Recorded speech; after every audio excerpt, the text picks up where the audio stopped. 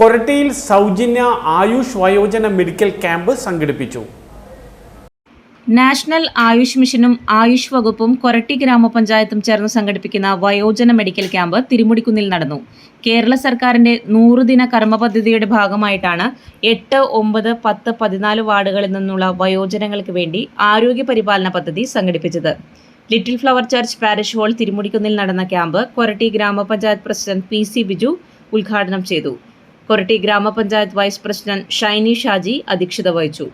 ക്യാമ്പിൽ ആയുർവേദ ഹോമിയോ വകുപ്പുകളുടെ നേതൃത്വത്തിൽ സൗജന്യമായി അസ്ഥി സാന്ദ്രത പരിശോധന, നേത്ര പരിശോധന, കൊരട്ടി പ്രാഥമികാരോഗ്യ കേന്ദ്രത്തിന്റെ സഹായത്തോടെയും പങ്കാളിത്തത്തോടെയും രക്തപരിശോധനകൾ, മരുന്ന് വിതരണം, വയോജനങ്ങൾക്കുള്ള യോഗ പരിശീലനം, ആരോഗ്യ സംബന്ധമായ ബോധവൽക്കരണ ക്ലാസുകൾ, ലഘുലേഖ വിതരണം തുടങ്ങി വിവിധ ആരോഗ്യ പരിപാടികൾ സംഘടിപ്പിച്ചു.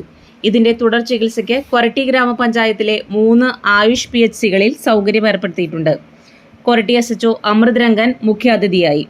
പഞ്ചായത്ത് സ്ഥിരം സമിതി ചെയർമാൻമാരായ ആരോഗ്യ വിദ്യാഭ്യാസ ചെയർപേഴ്സൺ നൈനു റിച്ചു, വികസനകാര്യ സ്ഥിരം സമിതി chairman advocate KR Sumesh, Thirumudikkunnu പള്ളി വികാരി reverend father Sebastian Madassery, panchayat മെമ്പർമാരായ Lijo Jose, Bijoy Pereppadan, Paul C Jio, Sumesh PS, Jisy Paul എന്നിവർ പ്രസംഗിച്ചു.